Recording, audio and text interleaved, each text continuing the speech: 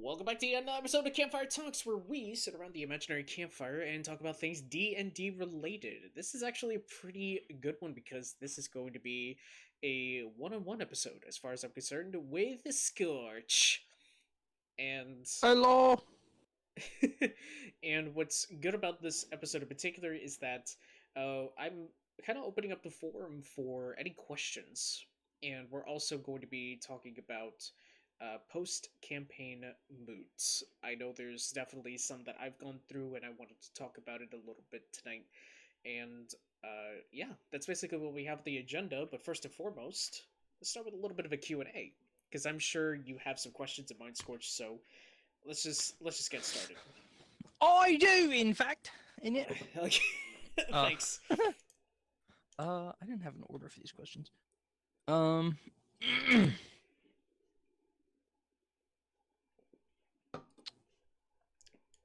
I'm very interested in what you have in mind. I'm not gonna lie. Um. Let's start with start with this one. Okay. So there have been lots and lots and lots of NPCs, and now to the point where we're having listeners be get to voice NPCs and play them more so than just Rob with Varys. Yeah. And I'm wondering, are there any others in particular that in creating them you're like really excited to introduce, or that you're looking forward to seeing how they're going to impact the story, whether they're villains or supportive characters, or maybe even just something that you came up with for fun, like how Denise started this campaign. Yes. So that brings up a pretty good point, and it's the fact that I want there to be more involvement because each NPC, it always goes back to the same point that I've made in previous episodes. There's purpose behind every single NPC, whether it's a key interaction or it's Right. an elongated presence. I want there to be significance towards the group's involvement in their own character development more so than actually pushing towards the main like big problem in the story. It's Right. to the point where it's actually more important that I develop the characters that you have created for this campaign before I even address like the big issue. Like you're aware that this is taking place like where this is a bit of a dystopia at the moment because of the wish. However, Right. I don't really focus too much on that because the focus needs to be directed around all of you first before we Mm-hmm. address what the big thing is. Once we have a good and clear and concise movement with the characters, that's when I know that having involvement with the character's backstory is going to progress no matter what because of the main story's implication on the realms. And Right. it's a big thought process. There is definitely some improvisational moments where an item or not an item but an idea has come to mind like in the heat of the moment. Yeah. And I'll be honest, one of those moments, uh, what happened in the last in the most recent episode of the campaign. I'm going to be very honest. Really. Yes, it is the NPC Priscilla who is tending to your character, Drukin. They are Right. someone that I have literally. That's one of the rare times where I've improvised a character on the spot. I did not Huh. have a character description for her. I only had a name that came to mind, and I stuck with the name and I followed through with it. Right. I immediately thought of a Victorian style, like this. We're talking a very etiquette based woman with good Mm. standards. And that's all I went off of. So, whether her involvement is only going to be with Drukin and Volka or for the whole group is being determined as we speak. I'm even still thinking about it right now and thinking about where to really place her in this puzzle. Right. Yeah. And I'm usually a planner, but sometimes the improvised moments are moments that can't be recreated because of how well it fits. I don't know how Priscilla's going to fit, but I think answering that question the process to answering the question is going to be more intriguing than actually answering the question, if that makes Right. sense. I'm not gonna lie, that was a pretty good question to start off. I have another pretty good one here. Okay, hit me. Where'd my pen go? There it is. A pen? This is I had to write them down. Oh. I wrote them down in a Oh my notebook. gosh, reporter. My Hello. note in my notes.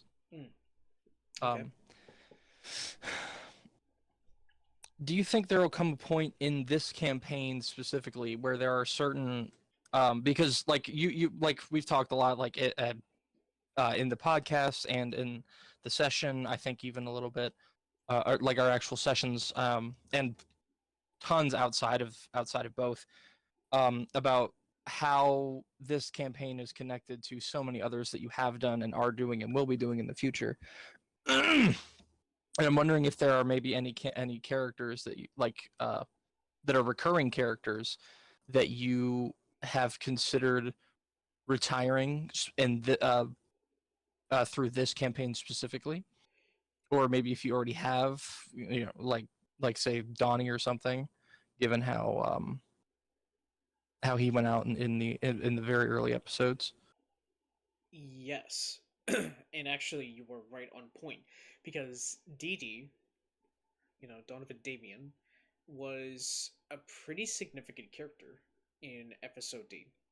And for those that are not familiar or caught up, Episode D is a campaign that I did prior to Emerald Quill, and Donovan Damien was introduced in the Episode D campaign. I did not want there to be too much development. I had ideas, but every time I thought of having Dee Dee's involvement, it goes back to now I'm putting my attention more so on past characters coming back than the current characters that are starting their story. I had Right. to decide to kill them off and to keep them off. Put them on the bench, essentially. They're bench warmers. But it allows y'all to have more chances with roleplay with different other type of people.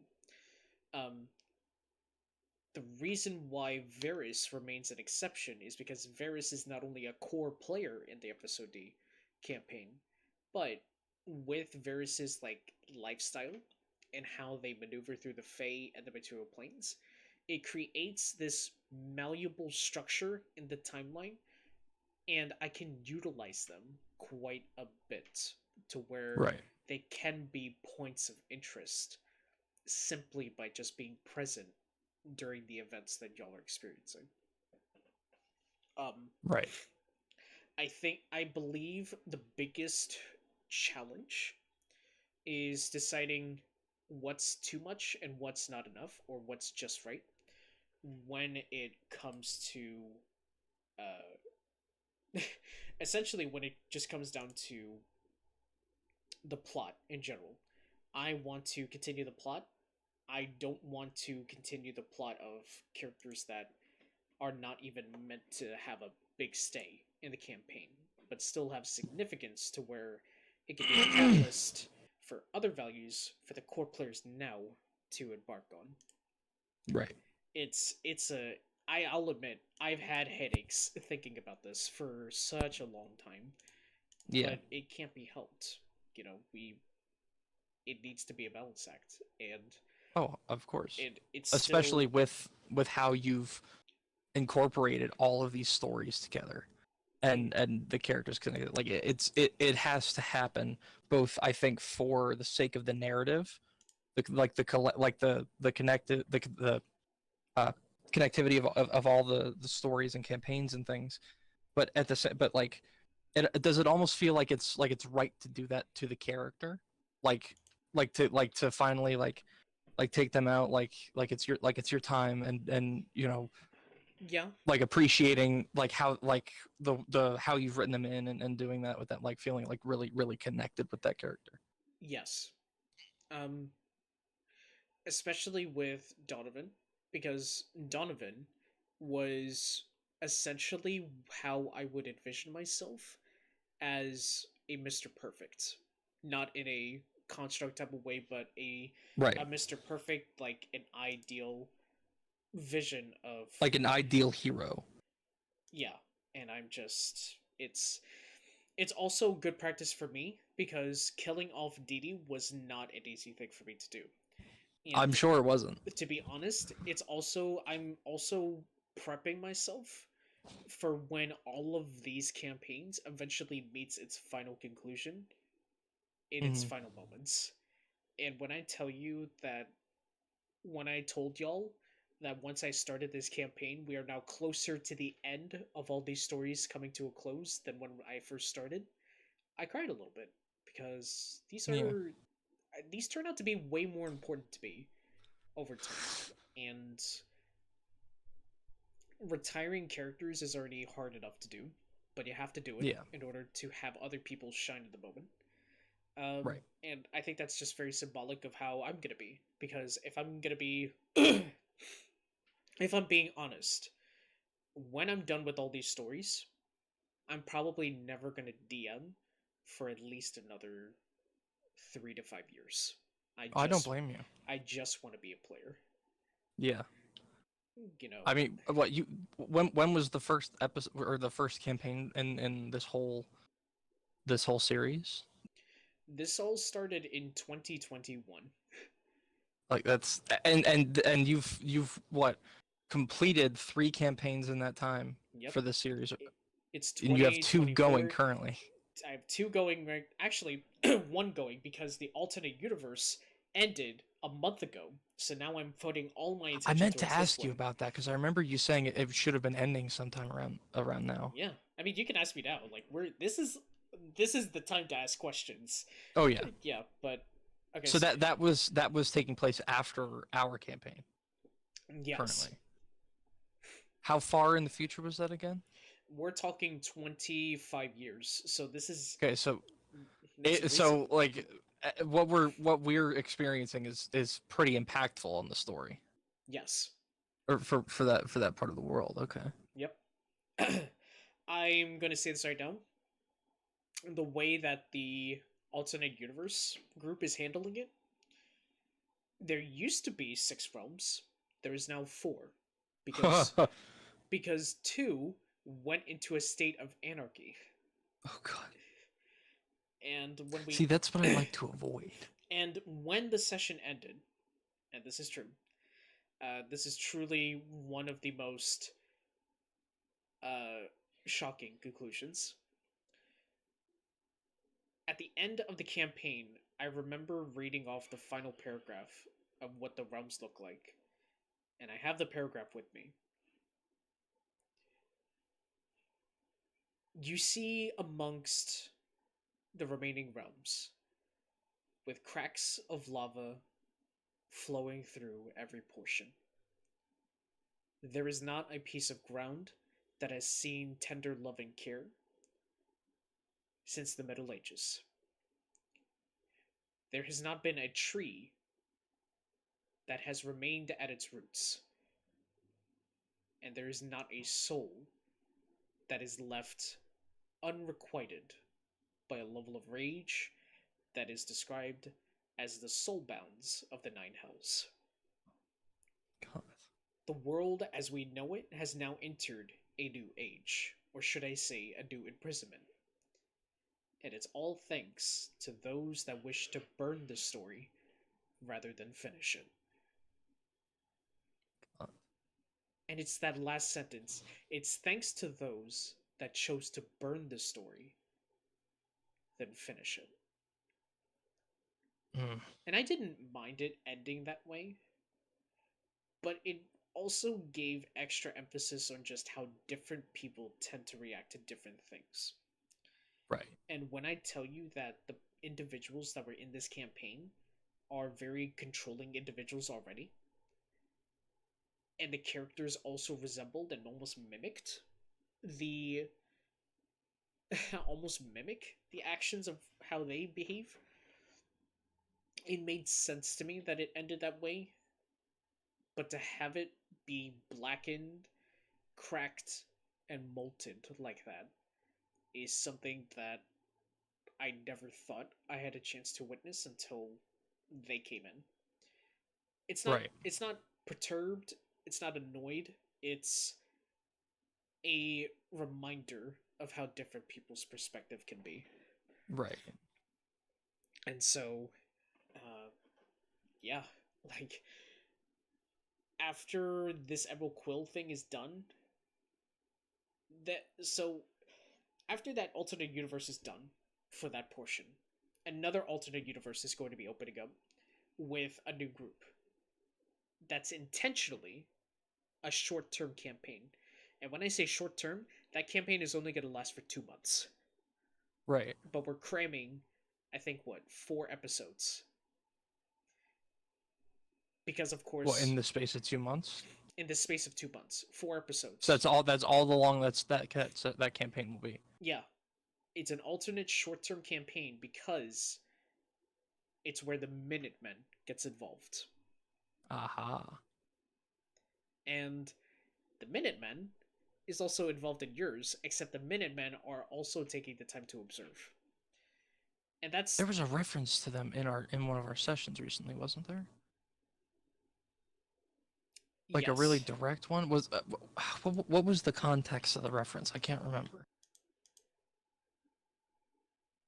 It wasn't the letters at Emily's hideout, was it? It wasn't the letters, but you know those artifacts in those glass casings? Right. Were those like the weapons of the former Minutemen? They were artifacts that were recovered by the Minutemen. Ah. And now guess who has them? Oh God, who? Well, Fucking Volca. Freaking Volca. Is that what he was has stealing when we were yes. fighting Mr. Perfect? Yes. Oh Jesus. Tunok wasn't even able to get their hands on the artifacts. It was Volca that. Well, I'm sure if he did, he would have tripped about 80,000 traps. Oh gosh. But yeah, it's. Ooh. And I got some. I already got some Minutemen. When I tell you, Scorch, I'm excited. When this campaign's over, I'm gonna invite you all to the server where I've archived all of this content. And when I tell you I've archived all this content, I even archived when I first like drew out the page and the symbol that I wrote. That was like a first draft logo for the Emerald Quill. Right. So I'm excited for that. Well, I have a new question for you based on that.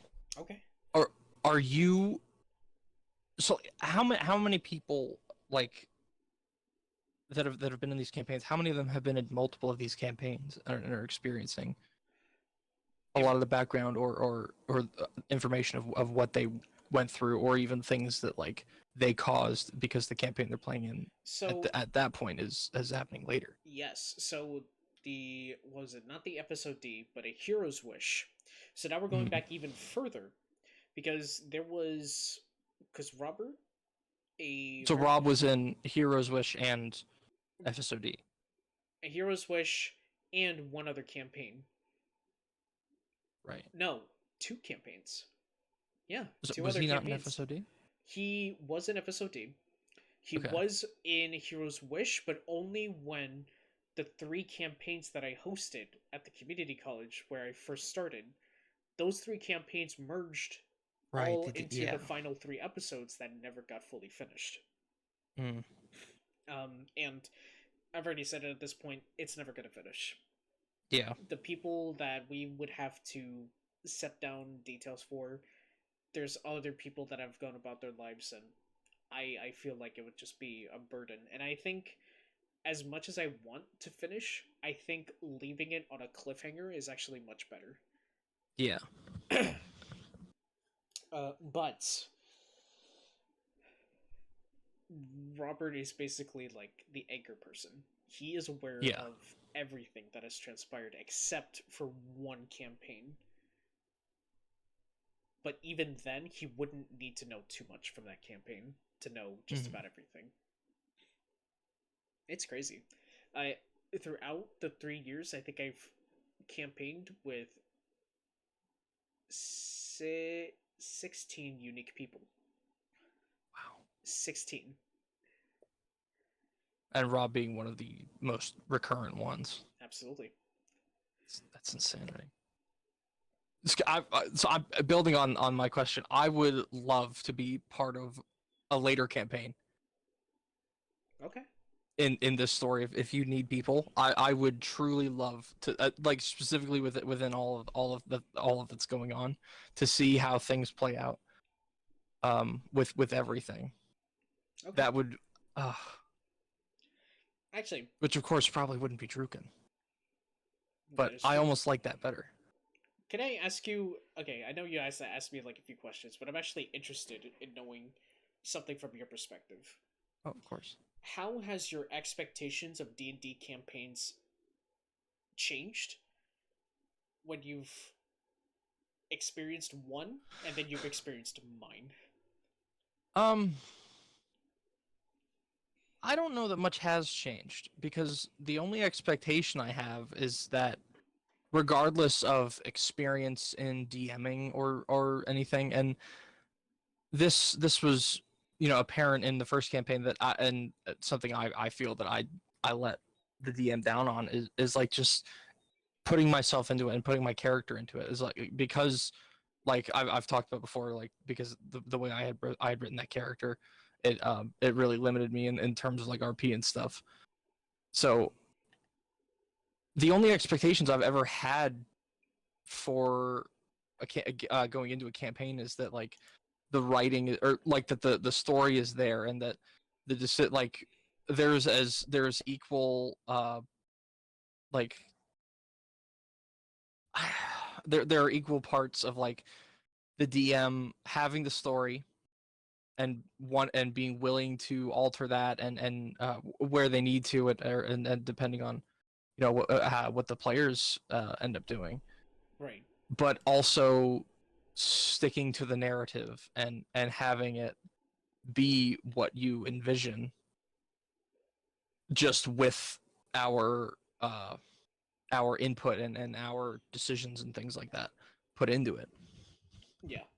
So in that respect, I think my expectations have been met, because that's something that you've talked about clearly in previous podcasts and things, is like is how you had changed some of the narrative based on the decisions that we were making, while still driving us in the direction of what you wanted to happen, and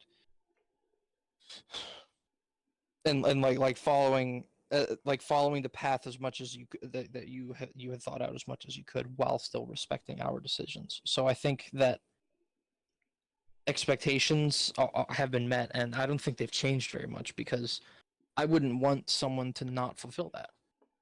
Yeah. I would want someone to find that balance, like you have, and you've tried so hard to do, and I feel like you've done that very well. Mm, I appreciate that. And I've actually gotten into, and I asked this because I actually got into a conversation with a good buddy of mine who was a witness to the D&D campaign for A Hero's Wish back at the community college. Mm-hmm. And I caught up with them, and I remember they straight up told me, there was like, dude, I think you've ruined D&D for me. I was like, why? And I know, and I Because know, nobody's gonna live up to the standard that you've set for them. and that's yeah, exactly. I'm That's like, yeah. I'm just, I understand that completely. and it's like, you man, you ruined D&D for me. It's like, what do you mean? It's like, I haven't met another like dungeon master that has put a similar level of effort for me to feel the same way that you made me, and I was just a witness to all of this. I'm like, Yeah, and I'm like, well, I'm sorry, but at the same time, I take pride in doing this because and as I you love should. doing it. Yeah. You know, it doesn't mean Look, that it doesn't mean that they don't love it. It just means that they're showing it in their way. But yeah, in your eyes, you saw something in the way that I presented it that now it's become almost this like this bar, and you can't help but feel like it's now a comparison chart, not chart, but a comparison bar to other people. It can't be helped, I think. I get that, but I see. I kind of feel like like I would love to find more people and to like do campaigns with and different groups and even mash groups together, things, however it would happen. I want all of it to have as much possibility to have to like play D&D with as many people. I love it. I want to do that, but at the same time, if I only had you to DM for the rest of my life, like there's no way, there's no world where that's going to be a disappointment, or where there's Wow. something that I like. That's sorry, that is high praise. Holy I mean, cool. no, seriously, like that's but that's because of the standard that you've set in my mind, from the work that you've put in. So Gotcha. like this is my second, really my first, because of how I'm experiencing this. But I you know, I'd be happy to only have you as a DM for the rest of things, or even only like with a group that you're a part of, a character, as a player, or a DM, Yeah. because I know what you're going to bring to the table, Oh yeah. as Like you as thought, far like narratively, like for you thought you saw in probably both you respects. thought you saw something as a me as a storyteller, but what about me as a character in someone else's story? Uh, it's there's just a lot to look forward to, in general. Oh yeah. Um, and I think one of the best comments that has been told is, "I can definitely see this being a movie. I'd watch this." It's like, I Oh yeah. mean, that was in my mind, and it can't be helped. I'm also like very into theater as well, so this is kind of like my own stage, and I'm Yeah. directing y'all, but you're making your own story. But You see, you say that, and I have actually thought about that. Thought about, like, I do think about that. Think that way about D&D a lot. Where like I'm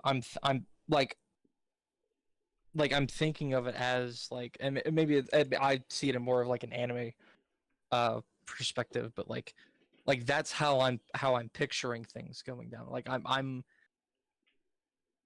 and I feel like that's probably just what you're like what you should be doing, or like um or what's supposed to happen. But like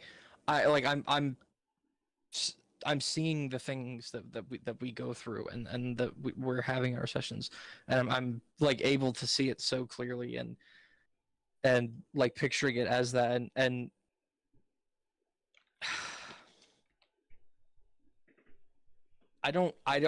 sometimes I wonder if I'd rather be an active participant, or someone watching this from the sidelines, with like that's not like actively in it, that's just watching everything go by, because like, because of how fun it is there. I'd love to know, like, to have that perspective of the outside, because even like listening to the recordings of our sessions, I don't get that because I am a part of it. So like I wonder how it would look from that perspective, and that's a point of view that I'm not going to be able to get, I think, for myself, because of being in the campaign. yeah, But at the same time, it's so wonderful to be in it, and to witness it at the same time, and to talk with people that are witnessing it. So there's just so much. it I it's don't. significant. It's significant to the Oh both yeah. of us from different perspectives, and what makes this especially entertaining is the fact that we're talking from the standpoint of also different levels of experience, Oh, of course. and to still have similar levels of excitement, if not the same, is Oh yeah. very nice. Um, and I even see it, and I know, like, I brought up like movie or like adaptations, and then I'm clicking on the main chat in the D&D category, and I'm like, man, I'm even releasing like episode names as if they're like teasers for the next. Yeah, really. Which actually, speaking of teasers, this now actually brings over to another question that I had for you. You Yes. uh the gears are turning. I know we talked a little bit before I had to head off, We did. but the gears are turning. and you immediately thought of the Gold Gear Guild. Yeah, the Gold Gear Guild, because you specified in speaking about it and how you wrote it that the G in gear is specified, meaning it's a title. So if like it's part of a name of something. So like I think it has to be that in some way. And based on what Egg said, uh, Valka's player, I think I had an original theory that like when we were leaving the camp where we met Pete, that there was perhaps as well as there being the rich and poor classes kind of clashing in BO over their status and using their war forges to dictate their wealth, and I'm sure probably their like what is essentially militarized power based on those. Right. That I think there's maybe some kind of like revolutionary force or like group that's going to be a part of this. That's like very Detroit Become Human, where they're like not willing to be subservient anymore, and they like the war forges want to live their lives. They want to be used as currency and treated in the way that they are in this city and the society of like the way they are. So, but that was my original theory. But in talking to Egg, he said that what's going on, or seemed to imply that what's going on is less to do with something like that and more about the criminal underground that he is connected to, It's and it's which just still doesn't dismiss the Gold Gear Guild. yes, because even in the description, it even mentions. I even made sure to mention that this due to the popularity of the improved civil engineering, contests and summits are common in the realms. This has quickly turned into an economic event, raising more interest and competition amongst against the guild. It has led to inferior prototypes, violent encounters, and even betrayals of apprentices. Right. Violent encounters, inferior prototypes, and look where we are. We're in Bio, for Yeah. goodness sakes, where constructs are used as currency. It's it's definitely something to think about. Yeah. There's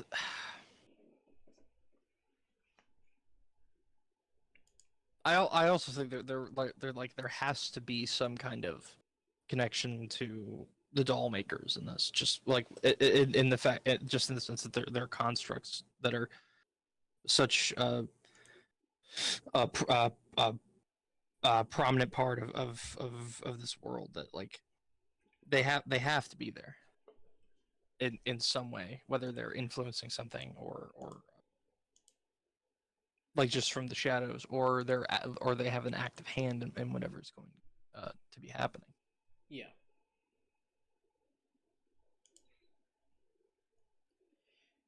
Oh man.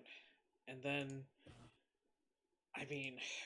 we're going through this arc right now, and one of the big things for me is keeping my mouth shut because I want to give y'all so much, but Yeah. I have to hold back. I want to say things, but I can't. There's power in patience, and I have to remind myself of that so often. Um, but also with this arc comes the implication of new systems. We have experienced one of them already, called the bleeding effect. And I take it that you're not a fan of this. It's not that I'm not a fan. It is very it could be very unforgiving very quickly, Yeah, that's what I and it wanted. does make combat especially a lot more interesting. Because if you do a medicine check and you can't do it, even if it, Oh yeah, I felt my heart drop when I heard that y'all rolled a 1 and a 2 on I the know. medicine check on the abdomen wound, and I'm just over here like, guys, I could have been very unforgiving and would have just said you injured yourself even further with the nat 1 med Yeah. check, but I wasn't gonna do that. And plus, it was No, good to. honestly, this only I think it reinforces how badly we need to reevaluate our party chemistry in like somebody die like if we lose someone, which Yes. is probably now more likely than it ever has been, given the things that were set up at the end of the episode and just everything that's being alluded to in the whole of our time of NBO. It's great. And it's it's yes, basically you're hitting the nail right on the head.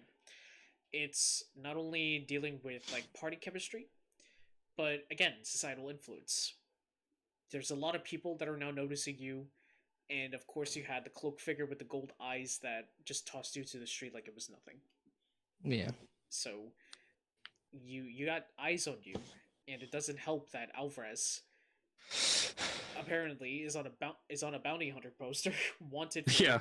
for a bunch of platinum, which is definitely some good cha-ching, but ugh. Yeah. um, but I do want to ask, and I do want to I wonder, you've noticed the themes of what I'm going at with these arcs. You know, Arc 1 dealt with dealing with tragedies. Arc 2 is the impact of influence.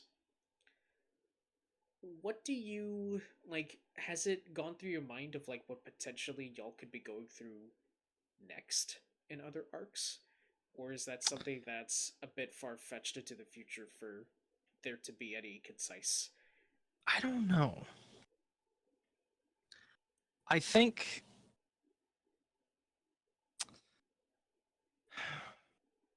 that it's hard to say, and so many of like what so many of the things that I've thought were going to happen haven't. Um, that I've tried to think more like to think more around the things that I think are less likely to happen while I'm thinking about it immediately, because those seem to be it seems to be the things I'm not thinking of are what's happening. And I think our return to the Crimson Fields that we talked about, uh, and I think what was it was our last podcast where you gave me the offer for the inspo trade for the Yep, lore drop. yep, for lore drop. Um, And you decided that you wanted to keep that point and you and wanted then I to burned the wait. inspo, Yep, but then you and then I burned it again. it's fine. Is Uh it? yeah, it's fine. You'll be fine.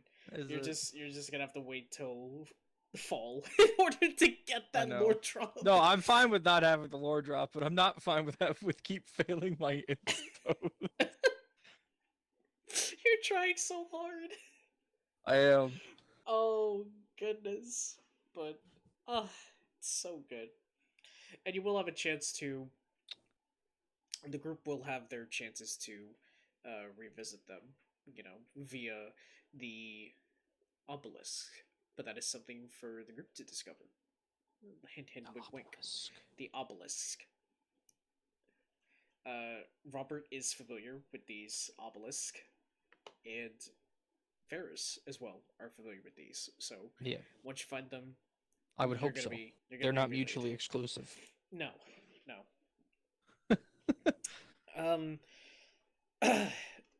one more thing I do want to ask you before, or actually, Yes. do you have any more questions for me? Because I only have one more for you, but No, I don't. I asked my good questions. okay. So this question is actually tying into the second part of what I wanted to talk about, and it is Hmm. post campaign moods. And I say Right. moods because I was gonna put post campaign depression because that is I've seen it to be the most common, but there are Yeah. also different ways people like some people are like, oh, whew, finally out of that campaign, let's move on to a next one. But some people are like, campaign's over, I have nothing to do on Wednesday nights. This feels weird. Yeah. And I I feel like that when well, like I felt like that big on our on our off weeks, like where I'm just I got nothing. But um yeah, but like how have you it's not obviously post campaign, but yeah. you've experienced that. Like how have you handled on days where like you find out there's no campaign happening? Like of course everybody's got their schedules, but how Yeah. how do you actually like deal with that? Do you like treat it as if it's any other night, or are you I like think so, yeah. because I'll be honest, I've had people that have messaged me to get at a VC with them simply just for me to keep them company while they're rolling dice and they tell me numbers. You know I can see I'm not an addict like that. you know who But I you do feel like are. that sometimes. You know who you are, and I know you're listening to this because you're actually one of my subscribers on my channel. You know who you are. And yes, I did call you out. And no, I'm not sorry. But there have been times where people have just like, and then there's just times where like, people will message me like a day after like the pre-planned, uh, campaign that got canceled, and they're like, "Oh shoot, I forgot. Did we have the session last night? No, Yeah.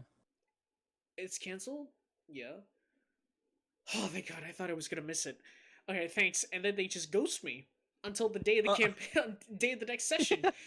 And I'm like, okay, but honestly, like that's that's fair.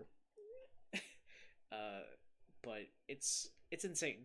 I've seen people when they're done with like their sports season, and I'm just over here like, okay, like you got something you want to do, and they're like, I'll just stay home. It's like you want to stay home yeah. after you just worked out for like an entire season, okay? But you get into that routine, and I feel like once D&D becomes a critical part of your routine, once you get out of it, there's going to be times where like you want to reach for your dice, but then you realize it's not the campaign. But you're just like, I'm still gonna reach for this D20. I'll just use it as like a small fidget object. Yeah. I get that, and Oh no, I've spent plenty of time fiddling with my dice. because of that, I find myself like just rolling D20s and just making random Yeah. tables for sandwiches. Shall we? Definitely a ripoff from Roll for Sandwich on TikTok. I'm sorry, but at the same time, you make good Roll for content, pie. and I no, we're not rolling for Oh, pies. believe me, I'm not supporting the roll for pie. I almost got forcibly married. You almost I'm got good with the forced roll for into pie. marriage. Yes. It was something else. And I think Shadow. So Shadow ended up. What was it? She I don't think it messaged was me. Shadow. I think it was Tunok that we got. Or never mind. It was Shadow that messaged me because they actually wanted a copy of the pie table. So that way, I think they wanted to Right. like have it as a template. But oh gosh, Yeah. rolling for pies. Oh, how I'll never forget that episode because that episode was absolutely atrocious as far as the rolls go. Yeah, that's But when it's we okay. exploded a child. I don't worry, I didn't forget. uh, Never forget. and oof, it's one thing after another. But at the end of the day, I have no complaints. I'm just rolling with the punches, Me neither. and thankfully, it's still an awesome experience. And I can tell you this right now. After I'm done with this campaign, probably going to take like a half a year break before I continue with the next one. Yeah. And when I come back, I'm probably still going to be fidgeting the same D20 that I had in my hand when I finished Emerald Quill. I already know that for sure. Alright. We have reached the point where a lore drop is about to happen. What up? And I think for What this occasion, I think it is important to address one certain person that hasn't really been talked about a whole lot. And I think it's time that we reveal a little bit about who he is in reality. So let's talk a little bit about Manchester Wyatt. Yes. Did you had any other people in mind or No. okay. Manchester Wyatt is a pretty good individual. I would say the best individual. Because Manchester Wyatt is seen as this skeletal human with like a brim. He's basically the living version of Deathslinger in DBD. It's fine. Yeah. But if you go to the background lore, you can see that in the background lore that there was a group called the Citizens, and it comprised of those four individuals.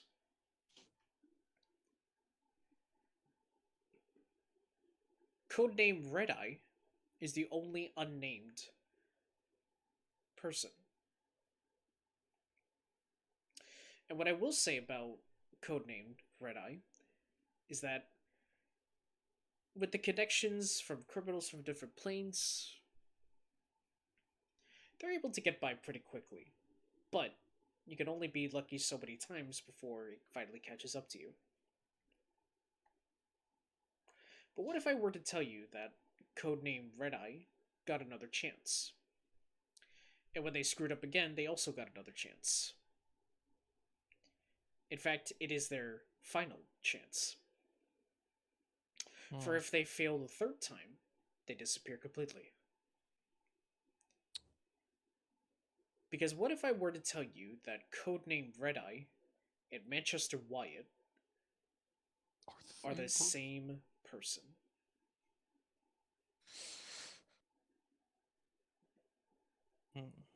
Just like how a fragment of Jesse St. Berberman's soul is in Alvarez, Crix, a part of Crick's soul, has been fragmented and put into you, Drugan, and Pim Cadeza's fragmented soul is in Tunok. But now, where does Torel lie in this? Well, the piece of her that we found, it was had some kind of inscription that meant Phoenix, Mm-hmm. like rebirth. Yep.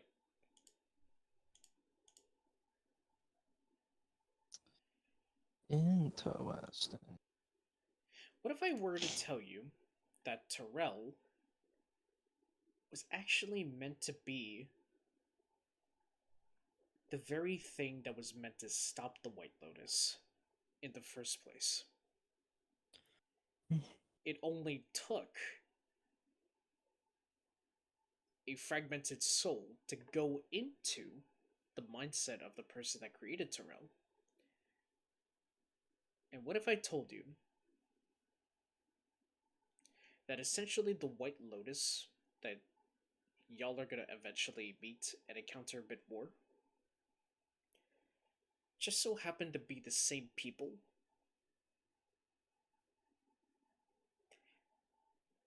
that has been in the First Sons War? Mm. I leave you with this last sentence. Like mother, like daughter. Mm.